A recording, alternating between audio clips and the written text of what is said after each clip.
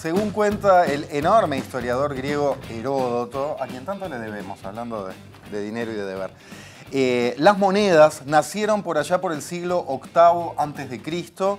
en Lidia, actual Turquía. Dicen que al rey de la época se le ocurrió que podía ser una buena herramienta para facilitar el cobro de impuestos. Después, con el Imperio Romano, la moneda se instaló, se expandió y a partir de ese momento es el Estado el que tiene el monopolio de la acuñación de monedas. Y bien, ¿qué rol cumple el dinero en nuestras vidas, además de lo obvio? ¿Cuál es el papel que juegan las criptomonedas y otras formas de intercambio como, por ejemplo, el trueque? ¿Y podemos realmente imaginarnos o pensar en un mundo sin dinero? Hoy, en la letra chica, moneda de cambio.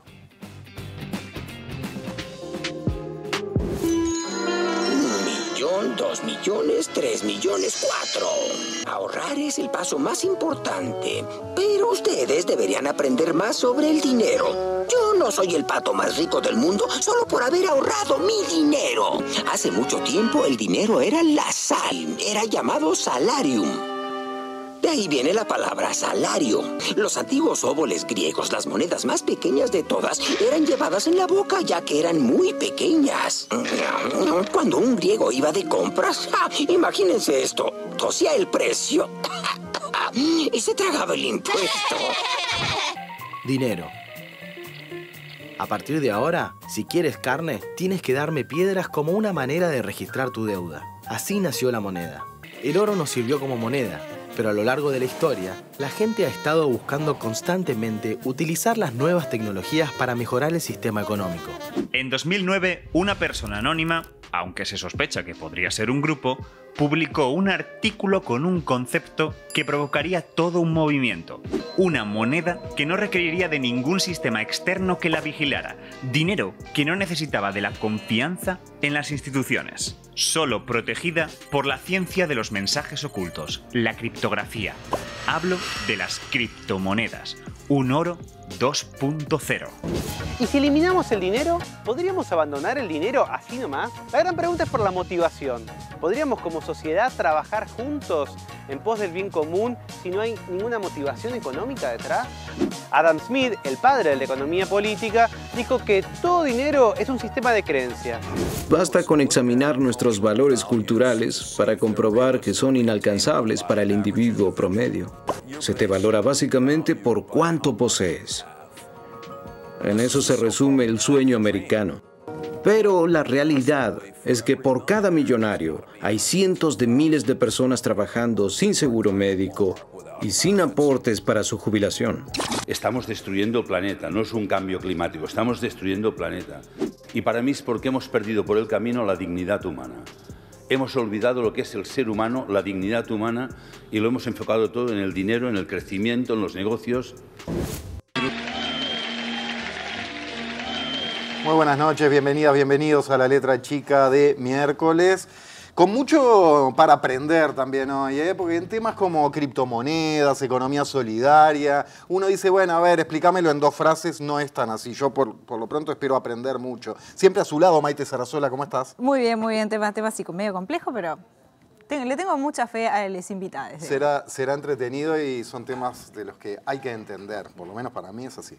Bueno, desde el siglo XIX, el sistema monetario que imperó fue el denominado patrón oro, por el cual los países aseguraban tener una cantidad de oro equivalente al valor del dinero que estaba en ese momento en circulación. En 1944, por los acuerdos de Bretton Woods, el oro se corre un poquito y quien pasa a tener un rol muy predominante, en este caso, es el dólar. Muy bien, más allá de esos datos históricos que se desgajarán durante el programa, vamos a echarle una mirada filosófica a esto de qué es el dinero, qué es para el individuo, para la sociedad.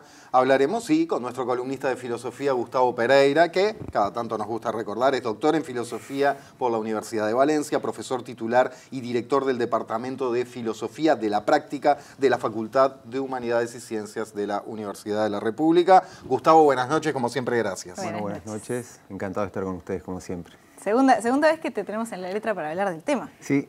Que hablábamos fuera de cámara recordando el del año pasado cuando estaban Diego. No sé si voy a decir algo nuevo. Pero veremos. Volveremos. Siempre es bueno recordar. Bueno, hay preguntas que a veces parecen muy obvias, pero que al menos creo que nos pueden dar algunos disparadores para meternos más en tema. ¿Cuál es el rol del dinero? Bueno, el dinero creo que podemos entenderlo como la forma más sofisticada de la moneda, ¿sí? Es decir, cumple una función similar a la moneda original que ustedes estaban mencionando en la apertura del programa, pero en el caso del dinero ya el metal precioso, el oro, la plata, ha desaparecido, ¿sí? Lo que tenemos es, bueno, un pedacito de papel que lo que hace es representar un valor. Y ese pedazo de papel, ¿sí? que tiene una inscripción o que tiene inscripciones que todos reconocemos y que nos dice cuánto vale, creo que es el producto de algo distintivamente humano, que es nuestra capacidad para crear ficciones. Pero es una cuestión muy simbólica, ¿no? Sí, es decir, somos seres simbólicos y el dinero cumple una fuerte función simbólica que nos permite coordinar la acción. Por ahí alguien decía que, a ver si estuviéramos con un chimpancé, si tuviéramos la posibilidad de intercambiar con un chimpancé, y él tiene 1 kilo de bananas y nosotros le ofrecemos $100, ¿qué pasaría? ¿Sí? Nos da un sopapo de chimpancé. De una, ¿no? Claro, pero eso es lo que claramente nos muestra que esa ficción, esa capacidad de generar ficciones, esa capacidad de hacer fantasías que nos permiten coordinar la acción y realizar acciones sumamente complejas, extremadamente complejas, como iban a ver en el programa, es solamente nuestra. Y eso tiene un aspecto positivo, como esto que estaba mencionando recién, coordinar acciones altamente complejas que redundan en beneficio para todos, y también tiene una cara, podríamos decir, que oscura, porque estas ficciones en alguna medida pueden llegar a capturarnos, pueden llegar a convertirse en nuestros dueños, en nuestros señores. ¿Sí? Estaba pensando que, claro, son convenciones, pero tan reales en cierto sentido, ¿no? Se traducen tanto en la vida real después, nada, eso, pensando en lo simbólico y en sus consecuencias en la vida real. En este sentido, creo que hay algo que es extremadamente subjetivo y que tiene que ver con el valor que le damos a las cosas también, ¿no? Como algo a veces tiene un valor según, pienso por ejemplo en las marcas de ropa, ¿no? Que también es sumamente subjetivo, es según el estatus y según después lo que nosotros obtenemos y cómo eso nos representa o nos pone en determinada clase, o nos hace ser de determinada manera ante un otro. Sí, eso es una de esas consecuencias que tiene lo que podríamos llamar como la monetarización de la vida, ¿sí? Donde pasamos a evaluar nuestras relaciones con otros a partir de indicadores que pautan, bueno, cuánto dinero tiene. Y solemos asociar, en algunos casos, no siempre es así, pero podemos pensar en los casos patológicos, solemos asociar al dinero una serie de virtudes. Alguien que tiene, bueno, suficiente dinero es inteligente, astuto, culto, podemos llegar a atribuir, y también lo opuesto a quien carece de ese dinero, ¿sí? Probablemente podemos, no sé, ignorante, alguien que carece de dinero, o poco esforzado, o poco inteligente. Entonces, claro, lo que sucede con esto es que termina ocultándonos el verdadero yo del otro. Nos bloquea un acceso a la autenticidad de esa otra persona con la que me estoy relacionando. Y lo que tenemos es una mediación de, podemos decir, de cáscaras que lo que hacen es transformar a las relaciones en relaciones superfluas, instrumentalizables, y que nos vuelven sumamente dificultoso en el aspecto ya más individual poder llevar adelante un plan de vida exitoso, buscar la felicidad, ejercer la felicidad, ¿sí? Para volver un poquito capaz a uno de esos programas que trabajamos. Sí. Y ¿cómo se vincula también con la libertad? Porque en este mundo capitalista en el que vivimos, también hay quienes plantean, por ejemplo, quizás de un corte más neoliberal, una cosa de que el dinero te hace libre, y también hay una cuestión muy meritocrática en ese discurso por lo general. ¿Qué tan libres nos hace el dinero? ¿Qué tan real es ese discurso cuando, recordemos también, que es algo que hemos hablado cuando hablamos de la felicidad, vivimos en un mundo que está atravesado por desigualdades cada vez más fuertes y por brechas cada vez más grandes? Bueno, en un sentido, el dinero contribuye a la libertad, nos permite ejercer nuestra libertad, ¿sí?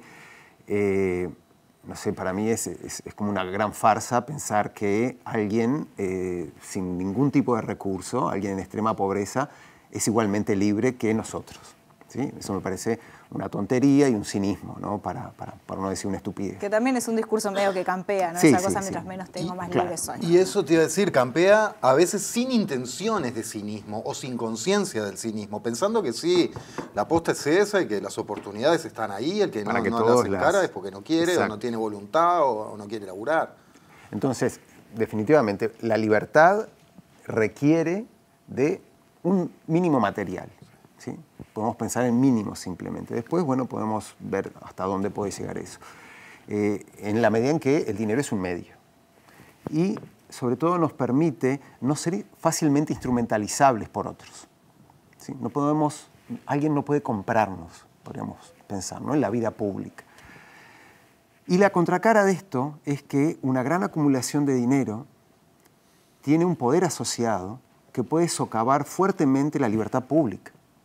Por ejemplo, una gran empresa puede incidir en los procesos de toma de decisiones, en los procesos políticos, financiando partidos, modificando la agenda, es decir, Sí, incluyendo... modificando leyes, incluso normativas. Exactamente, como hemos visto hace relativamente poco. Sí, en Uruguay. Sí. Entonces, yo creo que eso es un indicador fuerte de cómo el dinero puede ser un obstáculo para la libertad de todos, ¿no? Para la libertad colectiva.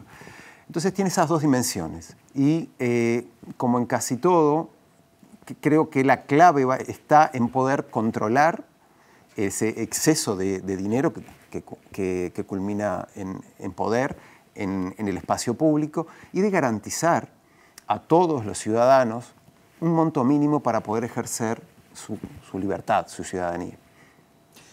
¿Qué ideas como para tirar arriba de la mesa en estos tiempos televisivos de filósofos, ya sean clásicos o más modernos, te parecen destacables que digas, mira, para quedarnos con 2 o 3, esto y esto? Y bueno, a mí me parece que hay los filósofos del siglo XIX y XX, de principios del siglo XX, han dicho unas cosas bien interesantes sobre eso. Hay 2 o 3. Bueno, uno de ellos es Marx, que presenta en El Capital 4 fetichismos, ¿sí?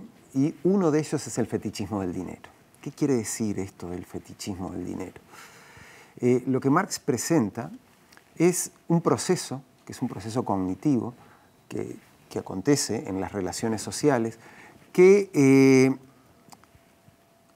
convierte al dinero en algo que tiene vida propia, en algo que deja de estar bajo nuestro control y se autonomiza y pasa a controlar nuestros procesos, se nos opone, ¿sí? Y eso lo podemos ver, por ejemplo, en esto que mencionábamos recién, ¿no? En esa mediación de las relaciones sociales por el dinero, de la subordinación de las relaciones a la lógica del dinero.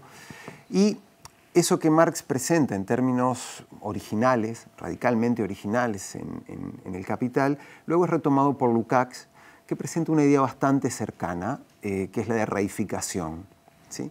Entonces, el dinero lo que hace es algo hasta más fuerte que lo que dice Marx, es convertirnos en cosas. ¿Sí? Tiene la capacidad de generar las condiciones para la instrumentalización del otro. Él nos cosifica. Sí, exactamente. Y eso, bueno, tiene una idea previa, que es la idea de alienación. Esto yo no pensaba hablar de estas cosas hoy, pero es una idea que el fetichismo en Marx se transforma a partir del concepto de alienación. Y la alienación tiene la particularidad o tiene la característica de que algo que es propiamente nuestro se separa de nosotros, se aliena, algo que está bajo nuestro control se separa, se nos opone y nos agrede, ¿sí? Eso es probablemente una de las ideas más interesantes que tiene sus antecedentes en Rousseau. Entonces yo con estos filósofos me parece que tenemos como algo bastante importante para poder pensar la forma en que el dinero tiene de mediatizar las relaciones y de generar condiciones que conducen a la instrumentalización de nosotros mismos, ¿sí? Porque muchas veces nos instrumentalizamos a nosotros, nos reducimos a objetivos que están pautados por ejemplo, la maximización del dinero, también instrumentalizamos a los otros y las relaciones que tenemos, al medio ambiente también, ¿sí? Y las relaciones que tenemos con cuerpos colectivos, como decía recién, por ejemplo, en la vida política. Sobre la última por mi parte, sobre la frase tanto tienes, tanto vales. Y bueno, esa frase yo creo que es una frase sabia, porque lo que está pautando es ese problema que estábamos viendo recién, ¿sí? Es decir, las relaciones sociales, al estar mediadas por el dinero, bueno, el valor, la evaluación que hacemos de una persona, de sus capacidades, bueno, va a estar dada por la cantidad de dinero que tenga, no por una evaluación precisa de su personalidad, sus competencias, sus capacidades. ¿Podemos escapar de eso? Hay que hacer el esfuerzo, ¿no? Sí. Lo natural es dejarse llevar por esa corriente. Estamos muy rodeados. Sí, es difícil escapar de eso. Yo creo que bueno, yo soy un poco pesimista con estas cosas, pero no es algo que esté estrictamente bajo nuestra voluntad. Podemos hacer un esfuerzo individual de nuestra voluntad, de poder, por ejemplo, tener una relación mediada por la evaluación, la reflexión, la deliberación, pero lo que tenemos son mecanismos sociales muy fuertes que determinan este tipo de comportamientos. Entonces, las transformaciones tienen que ser de otro orden, además de las individuales. Sí, hay que transformar el sistema, ¿no? Sí, algo social, así, culturales, sí. todo. Si así empezamos, ¿cómo va a terminar el programa? Arrancamos fuerte. Tranquilos. Bueno, Gustavo Pereiro, muchísimas gracias. Bien, bueno, gracias a ustedes. Bien, y bueno, justamente vamos al próximo bloque y en el tercero también vamos a estar hablando con las personas que cuestionan el sistema, plantean otras opciones, lo pelean un poquito. Yo sí entiendo algo de Bitcoin hoy, me voy contento, no se Todo un vayan. logro. Ya venimos.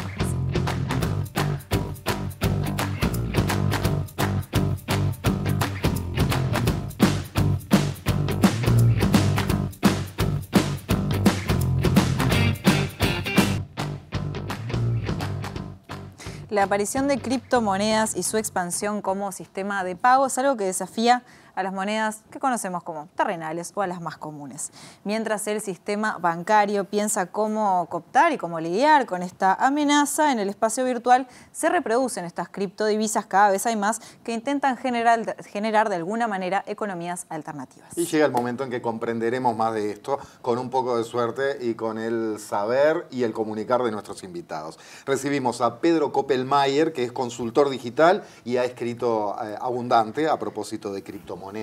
Buenas noches, Pedro. Buenas noches, gracias por la invitación. Gracias a vos. Y a Juan Grunwald, creador del Ñeripeso, pionero en el ecosistema cripto de Uruguay, un proyecto diferente basado en la comunidad. Juan, bienvenido. Muchas gracias por tenerme de vuelta acá. Bienvenidos a ambos. Gracias. Bueno, esta pregunta se las voy a hacer a los dos porque los dos saben del tema. Para intentar que las personas como Jorge y yo entendamos qué es una criptomoneda. Recordemos desde aquel 2008, creo que fue, que arrancó el Bitcoin, sí, que fue la primera. ¿Cómo empezamos a explicarlo? Bien, ¿crees que...? Que arrancamos, que tenés un poco más la parte más técnica y después bien, capaz que acoto algo. Bueno, como decías bien vos, Maite, Bitcoin se escribe, digamos, el white paper, que es como la publicación más académica que explica cómo funciona esta nueva moneda en el 2008. Se lanza por primera vez a nivel operativo en el 2009. Creo que la manera más sencilla de empezar a entender este fenómeno, que es un poco complejo, pero se puede desagregar y entender, es que es una moneda como cualquier otra, como el peso, como el dólar, con cualquier moneda que estamos conocidos, pero con particularidades. Una de las particularidades es que la emisión y la regulación de esa moneda no depende de un agente central. Es decir, en todo el espacio de las criptomonedas no tenemos lo que sería un banco central o una reserva federal en Estados Unidos o un agente, generalmente gubernamental, que controla esa emisión. ¿Cómo se controla esa emisión y esas reglas de intercambio? Están escritas, digamos, de alguna manera o programadas en el código de esa criptomoneda. Es decir, por ejemplo, Bitcoin, que es la más común, solo van a existir 21 millones de unidades y eso está programado en la manera de funcionamiento. Es decir, no puede venir un banco central del Bitcoin a ponerse a emitir más Bitcoins porque esa figura, digamos, no existe en este nuevo ecosistema. Esa es una diferencia clave. La otra es cómo se validan las transacciones. Pues si yo les transfiero 20 pesos a ustedes, hay un montón de procesos que pasan atrás de eso. Uno es verificar que yo existo, verificar que ustedes existen, verificar que yo tengo los 20 pesos que quiero transferir y verificar que una vez que los transfiero, ustedes se lo acreditan y a mí se me desquitan. Todo eso que nosotros lo tenemos automatizado en el funcionamiento de la economía, lo hacen los bancos comerciales, los bancos centrales, los diferentes operadores financieros, pero en el ecosistema cripto, en vez de depender de agentes centralizados de vuelta con sus directorios, con sus accionistas, o en el caso del Estado en los bancos centrales, son los mismos usuarios, lo que llaman nodos, que verifican que todas esas condiciones se cumplen para hacer transacciones. Esas son, creo que, algunas de las diferencias fundamentales como para patear la pelota. Perdón, pero sobre esto, dos cosas. ¿Quiénes lo crean y lo manejan? ¿Y qué forma tienen? O sea, ¿cómo entra? ¿Dónde entra? ¿Es físico, es virtual? ¿Está en una página, en un pendrive? ¿Es un código? Está muy bien. Me gustaría es importante esa pregunta porque creo que una de las diferencias que tiene Bitcoin con el resto de las criptomonedas y con la moneda tradicional es que no se sabe quién es que lo hizo. ¿No se sabe? No se sabe. La persona, el seudónimo bajo la cual se creó es Satoshi Nakamoto. Esa persona básicamente desapareció de la faz de la Tierra y de alguna manera eso permite que el Bitcoin hoy no tenga como un culto de personalidad tampoco, ¿no? O sea, una de las cosas que decía Pedro es que la moneda es programable y eso hace que sea mucho más que una moneda también, porque dentro de ese código de alguna manera existe una ideología también. Esa ideología es una ideología de descentralización en la cual, así como no existe un banco central, digamos, tampoco existe una centralidad en cuanto a digamos, quién controla ese código. Ese código es controlado por básicamente todas las personas que minan y tienen bitcoins y digamos, la moneda misma permite una suerte de democracia directa sobre la moneda. Eso hace que el juego en ese sentido sea mucho más, las reglas del juego son mucho más claras y bueno, justas para lo que la comunidad entiende, ¿no? Y para que esto, nuevamente para intentar entenderlo, yo compro bitcoins, por ejemplo. Sí. ¿Después de qué me sirve? O sea, que puedo comprar un par de championes, me puedo comprar una casa, puedo comprar... ¿Cómo es eso? Porque si realmente si yo hoy tuviera, no sabría para qué me sirve, o sea, ni siquiera a dónde ir para comprar algo con eso. Sí. Si tenés Bitcoin o cualquier otra criptomoneda, digamos, de las más utilizadas, porque en eso que decíamos, o sea, nosotros nos podemos juntar y armar una criptomoneda, programarla. Otra cosa es que eso realmente se utilice, que la gente lo acepte como medio de pago. Entonces estamos hablando de las criptomonedas más establecidas. Cada vez más se pueden utilizar como medios de pago. Hay muchos comercios, tanto en Uruguay, hay algunos que, no voy a nombrar marcas, pero hay muchos que están aceptando y hay muchos que aceptan indirectamente, es decir, que no te aceptan Bitcoin, que no te aceptan Ethereum, pero tienen procesadores de pago que en el momento que vos haces el pago, a ti se te debita Bitcoin, Ethereum, la criptomoneda que tengas, y el comercio recibe pesos o dólares o la moneda que maneje. Entonces, cada vez más aceptan directamente, aunque lamentablemente siguen siendo la mayoría, es un proceso de adopción que viene creciendo, pero no son muchos, pero muchísimos están adoptando a través de diferentes pasarelas de pago indirectamente criptomonedas como medio de pago. En Uruguay ha habido compras de inmuebles, compras grandes, también compras chicas del día a día y es un proceso que sigue creciendo. Me quedó pendiente eso de, al decir qué forma tienen, es una pregunta muy grosera, ¿no? Pero ¿cómo se acredita? ¿Dónde veo? ¿Cuánto tengo? ¿Cómo es? Eso está buenísimo y capaz después le hago el pase a Juan con el tema de Nieri, pero para ponernos en marco, esto es totalmente virtual, es decir, obviamente no hay nada físico. No hay un correlato físico de esa moneda. También el mundo tradicional es cada vez más virtual, cada vez vemos menos pesos en papel moneda y los vemos más en transferencias bancarias, en métodos electrónicos. No tiene un correlato físico. Básicamente se accede a través de wallets, que para decirlo muy sencillo, como si fuera una app de home banking, pero para criptomonedas, que uno accede, puede comprar a través de determinados sitios de compraventa de criptomonedas o mismo entre pares, es decir, yo puedo ir a un proveedor que me permite comprar criptomonedas, que hay muchísimos muy grandes, muy conocidos, o puedo interaccionar con ustedes y comprarles a ustedes a cambio de dólares o pesos, y eso se acredita en mi wallet, que de vuelta hay muchos proveedores de wallets, que es como una especie de app de home banking. Ese es como un poco el ecosistema. Es muy parecido a lo que son las transferencias con dinero normal pero electrónico, es decir, uno tiene su cuentita y uno puede utilizar diferentes proveedores para hacer tipos de cambio y comprar diferentes monedas. De hecho, perdón que interrumpa, con el Nieripeso hicimos una de estas billeteras para justamente empezar a entender qué era.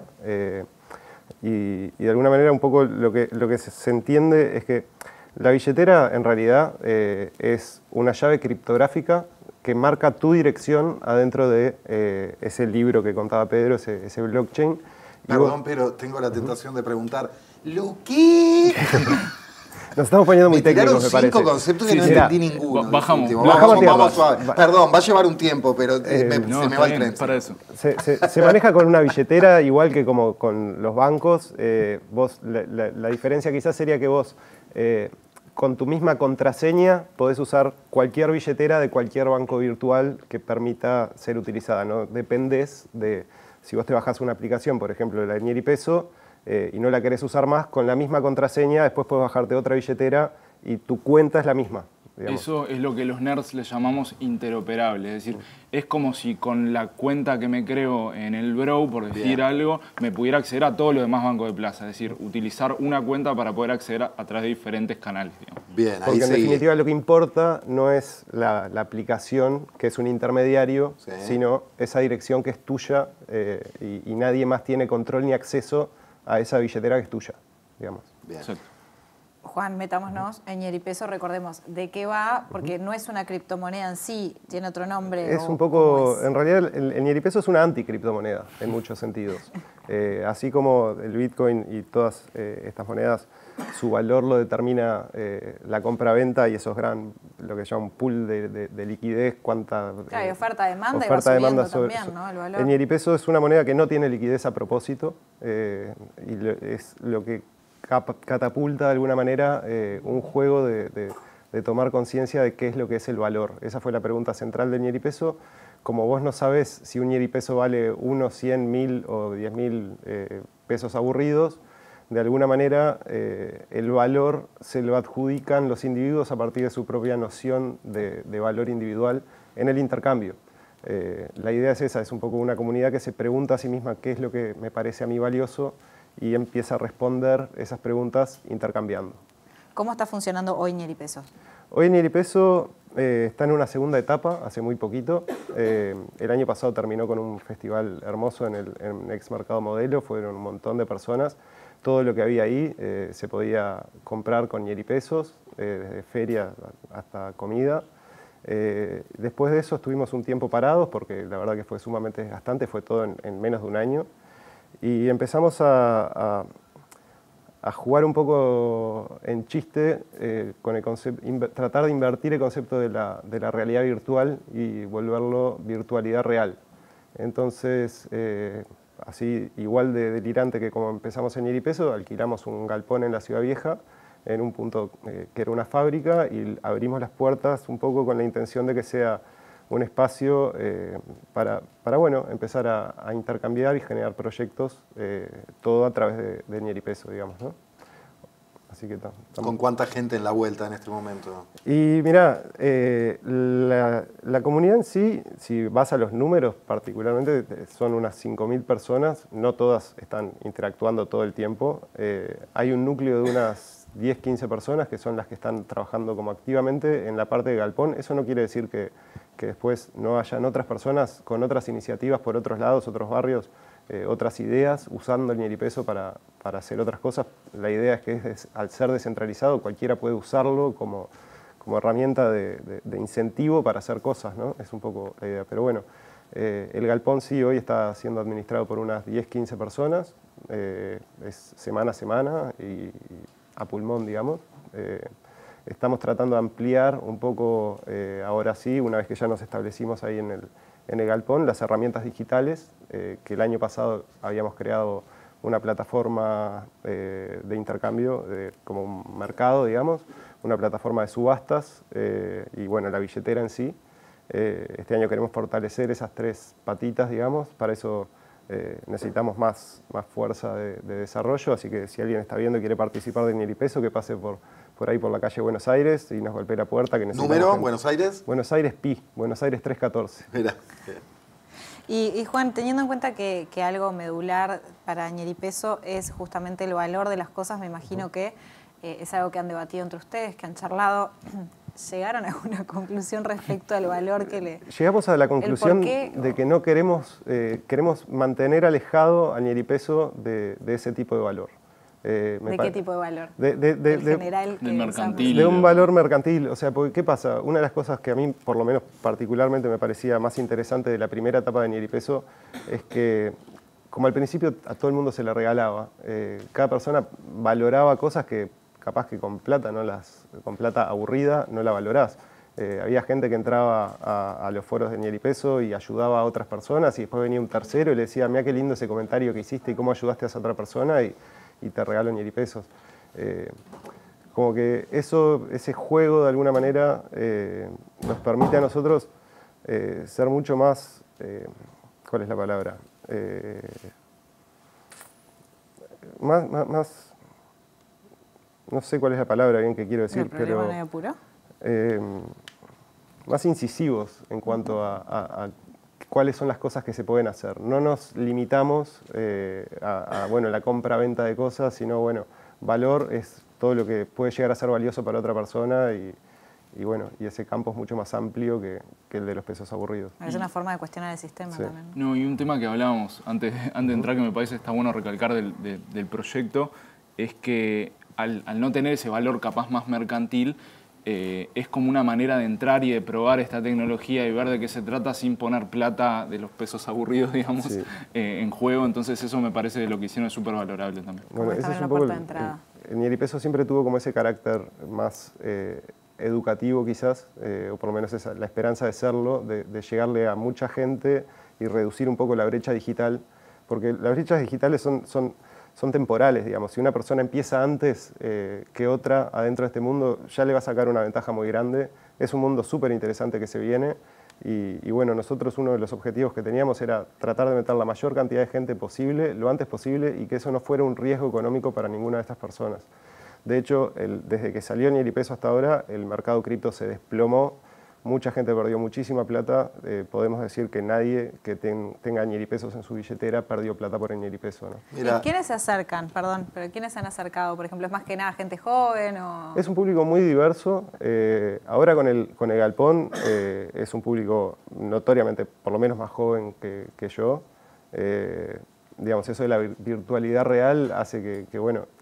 También pasó eso, ¿no? El ñeripeso surge en un contexto de pandemia donde toda la gente estaba encerrada en su casa y la interacción digital era muy importante.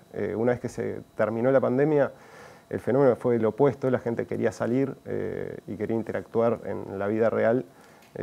Y un poco eso fue lo que pasó con el galpón. Es público joven que estaba necesitando de interactuar socialmente con otras personas y eso es lo que está pasando. Pedro, volviendo al Bitcoin, que decíamos es la primera criptomoneda, ¿no? Hay antecedentes, es la primera... importante. Es la primera importante y la primera que termina de cerrar, digamos, lo que hoy consideramos criptomoneda. Hay algunos antecedentes de los 90, pero es la primera, se puede decir que es la primera. Justo Juan mencionaba esto de que se desplomó hace poco, ¿no? En un momento hubo un sacudón ahí del mercado de las criptomonedas todas, o solo del Bitcoin. ¿Cómo fue y cuánto vale hoy el Bitcoin? Bueno, hoy me da miedo decirlo porque es tan volátil que capaz me estoy equivocando, pero hace un par de horas valía alrededor de 20, 21 mil dólares cada Bitcoin. Es importante aclarar, los Bitcoins son, no hasta el infinito, pero son muy divisibles, entonces no significa significa que uno precisa 20 mil dólares para comprar un Bitcoin. O sea, sí, precisa para comprar un Bitcoin, pero se puede comprar fracciones de 10 dólares, 5 dólares, del monto que sea. Sí, viene cayendo todo. El pico, digamos, fue alrededor de noviembre del año pasado. Bitcoin llegó a rozar los 68.000, 69.000 dólares. Ethereum, que es como la segunda moneda más conocida, los 4.800, 4.900. Y viene también, a mí me gusta remarcarlo y lo he comentado en alguna columna, viene acompañado de una caída muy generalizada de todo lo que se llaman como los activos de riesgo, digamos, las acciones de compañías, etcétera. En parte, a mi entender, hay economistas que saben mucho más de esto, pero por la subida de tasas de la Reserva Federal. O sea, termina acompañando la economía. En realidad, por ejemplo, es súper interesante ese concepto. Sobre Bitcoin hay papers escritos y mucha tinta corrida que dicen, y en algunos casos hasta comprueban, entre comillas, que el único factor que se correlaciona más directamente con el precio de Bitcoin son las búsquedas en Google de Bitcoin. O sea, su demanda, se podría decir de manera general. Eso lo aumenta. Claro, mientras más búsquedas hay, se puede asumir que hay más gente comprando, entonces hay más demanda. Como la oferta es fija, hay 21 millones, más demanda, implicaría que el precio aumenta. Ahora, eso es la teoría y está todo bien con la teoría. También en la práctica, a medida que Bitcoin y otras monedas, pero principalmente Bitcoin, empezaron a tener aceptación de lo que llaman inversores institucionales, es decir, fondos de inversión con mucho dinero, grandes compañías como algunas conocidas, como Tesla u otras, empezaron a invertir en estas monedas, se empezó a atar de determinada manera a lo que se llaman los activos de riesgo. Es decir, cuando un inversor coloca, piensa en activos de riesgo alto, riesgo bajo, rentabilidad más alta, rentabilidad más baja. Se empezó a poner al Bitcoin en esa categoría, entonces cuando subieron las tasas, se retiró dinero de esa canasta, digamos, de activos de riesgo, y ahí sufrió Bitcoin, sufrió Ethereum y otras. Entonces se vio un poco correlacionado, aunque la teoría dice que en el largo plazo la única cosa que lo condiciona es su demanda. ¿Y cómo viene la cuestión también de las estafas? Porque se ha dado con criptomonedas, también en parte porque, como Jorge y yo, que no entendemos nada de este tema, muchas personas han comprado criptomonedas pensando que realmente era algo legítimo, porque aparte se han armado estafas realmente maravillosas por su nivel de despliegue. Sí, claro. ¿En qué situación está eso? Porque mucha gente ha caído en estafas muy complicadas. Sí, han habido varios tipos de estafas. Voy a comentar quizá dos de las más comunes. Primero, aclarar una cosa, que es que se utilicen las criptomonedas en una estafa no significa que las criptomonedas son una estafa. Claro. Hago una comparación muy clara. Si te estafan con un fideicomiso, no es que el fideicomiso es una estafa. Utilizaron una estructura que se puede utilizar para el bien, para el mal, para estafarte. Eso como una aclaración clave, me parece. Más allá de eso, hay dos tipos de estafas que fueron muy comunes a partir de la pandemia y que recomiendo obviamente que tengan cuidado. Una que es más vieja que el tiempo, que son los esquemas Ponzi, que básicamente son esquemas que solamente se sostienen por nuevos ingresos de dinero. Existen muchísimos años antes de que existan incluso las criptomonedas, pero en los últimos tiempos para confundir a la gente se le ha agregado el elemento de criptomoneda y te arman un Ponzi, te meten una criptomoneda, te dicen que estás invirtiendo en una criptomoneda, en realidad es un esquema Ponzi. Ahí, para evitarlo, además de investigar, digamos, es preguntar, ok, si yo estoy invirtiendo en un proyecto, primero, recomendación clave, no soy asesor de inversión, pero algo básico es nunca se invierta dinero que está presupuestado para otra cosa o que se necesita para el día a día, eso clave. Pero para ver si algo es un esquema Ponzi o no, hay que ver cómo se sostiene. Es decir, ¿hay una actividad económica detrás de eso? Es decir, ¿cómo genera ingresos esta criptomoneda o esta compañía o esta organización? Si vemos que los únicos ingresos que se generan es de gente que entra, es decir, que se sostiene con gente que va entrando para pagarle a los que entraron antes y hacen como esa calecita, eso es lo que es un esquema Ponzi. Pues otra de las estafas que lamentablemente se han dado un par de casos en Uruguay también, es el tema de que esta sí es como más común en cripto, no es que sea la estafa cripto, sino que se usa más en cripto, que es la estafa en lo que se llama el peer-to-peer. Cuando yo les decía que hay maneras de comprar criptomonedas, una es el persona a persona o peer-to-peer, es decir, yo te compro a ti, básicamente. Ahí han habido generalmente dos tipos de estafas comunes, de vuelta, no son la mayoría, pero ha habido algún caso de, por ejemplo, nosotros acordamos de que vos me transferís X cantidad de bitcoins por X cantidad de dólares y yo voy y te pago dólares falsos, ahí en realidad te estoy estafando porque te estoy pagando con efectivo falso. O también se ha hecho, por ejemplo, decir, ok, vos ponele que alguien no conoce mucho, yo digo que le vendo bitcoins y yo entro, creo una criptomoneda que le pongo bitcoin y en vez de la C grande le pongo la C chica, le hago un invento, le pongo una fotito y te digo, te transferí los bitcoins y es una moneda que creé yo antes de ayer. Esas son algunas de las estafas más comunes de vuelta. No es que criptomonedas es una estafa, sino que a veces se le agrega ese condimento para confundir a la gente. Hablando de crear monedas, ¿qué son los mineros, cómo trabajan y qué relación tienen con el consumo de energía? Porque hoy me enteré que las criptomonedas tienen una relación muy fuerte con un alto consumo de energía. Exacto. Eso vamos a relativizar un poquito eso. Yo tengo cosas para decir ahí también. El costo si fueras a transportar toda la economía en lingotes de oro en barcos, vas a terminar gastando un montón más. Los bancos hoy también tienen y bueno, y la tecnología de las criptomonedas en los últimos 10 años han habido esfuerzos enormes y muy grandes para ir reduciendo el impacto ambiental y de consumo. Ahora en este momento está el Ethereum, que es la segunda moneda más importante detrás de Bitcoin, está cambiando el protocolo desde algo que se llama Proof of Work a Proof of Stake, y eso reduce el consumo energético de toda la red en algo así como 99%, ¿no? Sí. Bien, antes, ¿por qué consume energía bien, y cómo...? Vamos a eso. Hay un proceso que se le llama minería, que en mi opinión está muy mal marketingado porque nos lleva a la cabeza hacia algo que no tiene nada que ver. No se imaginen gente minando materiales físicos, no tiene nada que ver. Cuando hablábamos de la diferencia clave, que es cómo se fiscaliza que yo tengo los 20 pesos que te quiero transferir, etc., todo eso se pone en bloques. Por eso blockchain, porque es como una cadenita de bloques. Ahora, alguien tiene que validar esos bloques, es decir, validar que yo tengo los 20 pesos que estoy mandando y todas las otras transacciones que se juntan y se mandan por ese bloque para ponerse en lo que es la cadena de bloques o la blockchain. Ese proceso lo hacen los llamados mineros. De vuelta, mala analogía al tema minero. Son personas que están validando que yo tengo la plata y que la persona que la está recibiendo existe y hacen ese proceso. Ese proceso es intensivo en energía. Obviamente... De computadoras, sí. Estamos hablando de energía eléctrica claro, para computadoras. Imaginemos en el momento que las redes eran más chicas, que Bitcoin estaba en 2009, 2010, 2011, incluso 2012, 2013, uno podía levantar una computadora y ponerse a minar. De hecho, lo puede seguir haciendo, pero se ha sofisticado al punto y ha aumentado la cantidad de transacciones que hoy hay compañías, digamos, de minería especializadas que tienen rigs de computadoras que están minando 24/7. Básicamente es poder de cómputo que utiliza energía para verificar las transacciones que todos hacemos en la red. Como no hay un banco central que la verifique, precisamos de esos mineros, que son muchos y están en todo el mundo y hay muchísimos por cada blockchain, que hagan ese trabajo. Obviamente ese trabajo es intensivo en energía, porque imagínense un montón de computadoras corriendo.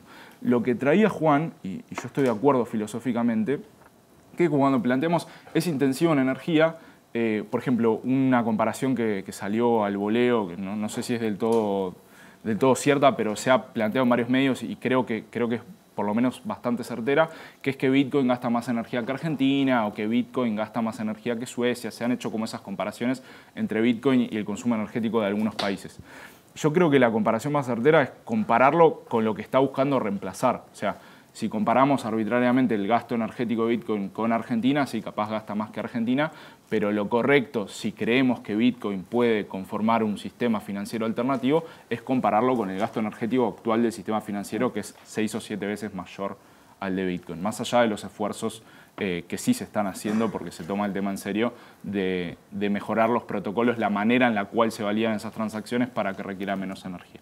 Pedro, Juan, muy cortito porque ya nos tenemos que ir, pero consideran, más que nada porque aparte es como un programa un poco filosófico, ¿consideran que estas nuevas formas que de alguna manera cuestionan a un sistema que impera, sirven de algo? ¿Van a generar más cambios o van a hacer que la gente piense diferente o que nos cuestionemos el valor de las cosas o que cuestionemos el rol del dinero? Yo creo que por lo menos van a generar incomodidad, ya la han generado, ya la están generando. Y esa tensión es buena, porque, y bien cortito, y le dejo a Juan en cierre, pero no es la primera vez en la historia que alguna gente le está disputando a los estados el monopolio sobre el dinero. Antes había dinero emitido por privados, los bancos comerciales podían emitir dinero, después los bancos centrales, y ahora se está tensionando eso de nuevo. En Uruguay, por suerte, estamos mal acostumbrados a instituciones que más o menos funcionan, a un peso que más o menos funciona, pero esa tensión es positiva porque le demanda a nuestros estados mejor calidad del dinero, dinero menos inflacionario, dinero menos seguro, por lo menos más seguro, por lo menos desde ese punto de vista creo que es positivo, digamos, en general, no sé, Juan. Y yo lo único que puedo comentar es la experiencia que he tenido este año con este proyecto increíblemente delirante, que es que por lo menos a nosotros, a quienes estuvimos involucrados y a cualquiera que haya rozado mínimamente el ñeripeso, sí, nos hizo cuestionarnos un montón de cosas y lo seguimos haciendo. O sea, después de un año seguimos acá y queremos seguir para adelante, así que calculo que sí. Muchísimas gracias a ambos. Gracias. Muchas gracias. Ya nos metemos en economía solidaria a la vuelta de la pausa en el último bloque de La Letra Chica. No se vayan.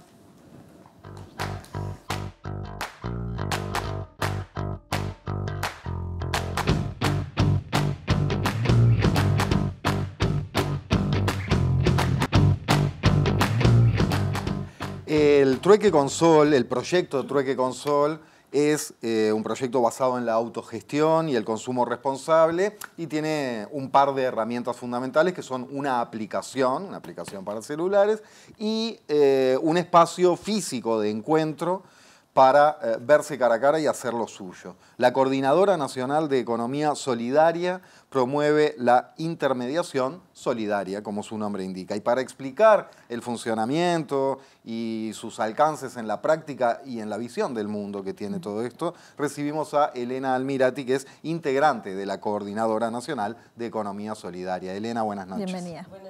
Buenas noches a todos.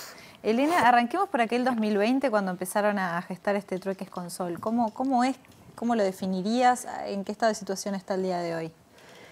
Bueno, en el 2020 teníamos un portal de economía solidaria, teníamos en la crisis, teníamos un eslogan que decía lo único que se contagie sea la solidaridad. Y pensamos, intercambiamos con otros en otros países que necesitábamos una herramienta de intercambio. Ahí surgen los soles, surgen sin una aplicación. Alguien el otro día decía, ¿y si eso no funcionara? Y otro decía, un lápiz y un papel. Y así empezó. Éramos en unas reuniones virtuales. Todas las primeras ferias, encuentros, eran virtuales y sin la aplicación. Y llevábamos en un archivo los intercambios. Claro, pues plena pandemia, recordemos. Claro, plena pandemia. La primera vez que nos encontramos, y fue en la explanada de las Bóvedas, donde ahora el 24 cumplimos 1 año del almacén de Trueque y 2 años de los soles, nos encontramos y nos vimos por primera vez algunos que construíamos hace meses. Tenemos una foto que es, antes de abrazarnos nos sacamos una foto llegando de las manos. Es increíble. ¿Y qué es un sol? ¿Cómo funciona? Los soles surgen de esa necesidad y en una reunión que éramos 13 desde el punto de vista virtual, dijimos, bueno, vamos a que nazca esta herramienta. Definimos que no llamarle moneda y que sea una herramienta de intercambio solidario. ¿Por qué no moneda? Porque no tiene cotización, porque no se puede comprar y vender a pesos y porque además definimos, como la creamos nosotros, definimos un conjunto de cosas que es como si fuera ahora nuestros acuerdos y la información. Y es lo que le damos al que quiere saber sobre los soles para ser parte. Ahí definimos que no se puede cambiar a pesos, que no tiene una cotización, que cuando ingresás, recibís, al principio era 500 soles, ahora son 2.000, pero que no son tuyos. Los primeros que recibís es como un crédito mutuo, es como entre todos dijimos, bueno, hoy nace la herramienta, ¿cómo le llamamos? Soles. ¿Cuántos agarramos cada uno? Eso es difícil de entender cuando la plata nosotros nacimos y ya había monedas, nadie la hizo. Y ahí la hicimos así. Entonces dijimos, ¿cuánto agarramos cada uno? 500. Entonces empezamos con 500 a intercambiar. ¿Cuáles son las diferencias con la otra economía? Primero que los soles nunca son nuestros. No son nuestros cuando tenemos menos de 2.000 y cuando tenemos más tampoco. Porque lo que está como regla de oro es que hay que hacerlo circular.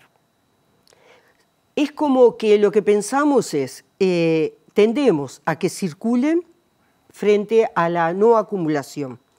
Pensamos que lo importante es la transparencia también y la equidad. Si mañana tuviéramos una aplicación en la cual todos viéramos cómo está funcionando cada nodo y cómo lo haríamos, porque lo que se trata es que si alguien acumuló, estuvimos en un debate de ver cómo podríamos hacer para que no acumulara. Y lo primero que se le ocurre a algunos es que se venzan los soles. Y fuimos por el camino de consultar a los que tenían su aplicación un poco parada en qué necesitaban, porque partimos de la base que no estaban encontrando lo que necesitaban.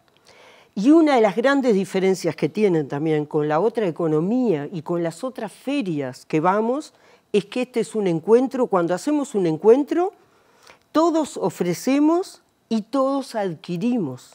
El que ofrece también adquiere. Y a su vez, antes de llegar, hacemos lista.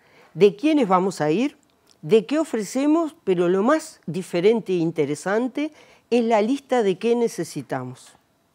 Entonces hacemos una lista de lo que necesita cada uno y cuando uno la lee te das cuenta que hay cosas que las tenés o las sabés hacer y enseñar y no las ibas a ofrecer. Y cuando decimos qué se ofrece, por ejemplo, o qué se necesita y se ha logrado obtener, árboles para un jardín, martillo, herramientas, materias primas, pero ha habido casos, y más de uno, de compañeras que no tenían nada en su casa, por distintas razones, y varias por distintas razones, y precisaban todo. Y su lista era toallas, sábana, cosas para la cocina, muebles, y se logró. Y así como alguien en su lista el otro día decía, en mi lista de qué necesito voy a poner alimentos, porque mi heladera está vacía.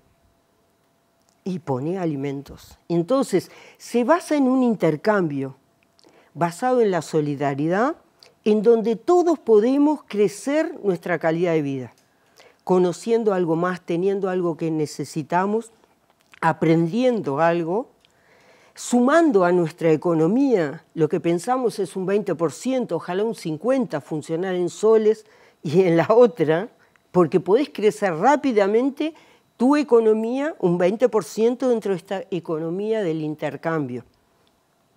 El sol entonces es una herramienta para facilitar ese intercambio o incluso para triangularlo o complejizarlo. Por ejemplo, si yo fuera peluquero y tú haces jugos naturales, bueno, en vez de traerme un bidón de jugo por el corte de pelo, capaz yo justo jugo no quiero otra cosa, pero el jugo va a haber. Entonces el sol es la herramienta para el intercambio, ¿es así? Es así, es para el trueque entre más de 2 personas.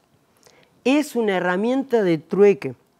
Nosotros decimos, no es moneda por muchas razones, pero además porque es una herramienta de intercambio a través del trueque. Y eso es lo que decimos. Cuando tú decís peluquera, nosotros tenemos 2 lugares en Montevideo porque tenemos también nodos en Colonia y en Canelones. Pero estamos pensando en Artigas, estamos pensando en otras cosas. Cuando nosotros tenemos un almacén de trueque, entonces ahí ofrecemos y teníamos servicios también en una cartelera, pero ofrecemos cosas que son alimentos también, ¿tá? Pero es ropa, yo necesito una cafetera, yo necesito... pero también pensamos en los servicios. Entonces alguien decía, yo necesito una peluquera. Entonces ahora el almacén de trueque, hay un día que tiene peluquería, hay otro día que tiene modista, y en la semana está organizado en el mes los días que van y tenés un servicio. Pensando en lo que hablábamos de que vivimos en un mundo consumista, capitalista, ¿no? Donde hay una cuestión muy vertiginosa de ir atrás de lo que nos hace rápidamente sentir bien y que eso está vinculado al consumo. En este contexto y en un mundo cada vez más desigual y de crisis, ¿cuál es la importancia de la economía solidaria? Bueno, nosotros, economía solidaria, yo decía, ¿cómo definirla en una frase? Economía solidaria para nosotros es la economía que pone en el centro a la persona y no al capital, pero también el cuidado del planeta. Nosotros creemos que es la economía que actúa también en toda la fase de la economía, no solo en la producción. Nosotros pensamos otra economía y pensamos en producción, y es producción, intermediación, finanzas y consumo. Y es también un conjunto de valores desde el punto de vista sistémico que hace que se identifiquen en esa economía. Y acá es el consumo responsable, es la solidaridad. Y consumo responsable desde el punto de vista no solo de tener pocas cosas, sino de pensar antes de comprar. ¿Qué elijo que a mí me haga bien, que le haga bien al planeta lo que yo consumo, pero también pensar a quién yo le doy el fruto de mi trabajo? Y en este caso, consumo responsable va por otro conjunto de cosas, que es pensar qué necesito. Cuando entramos en este sistema nos damos cuenta cuántas cosas tenemos que no necesitamos.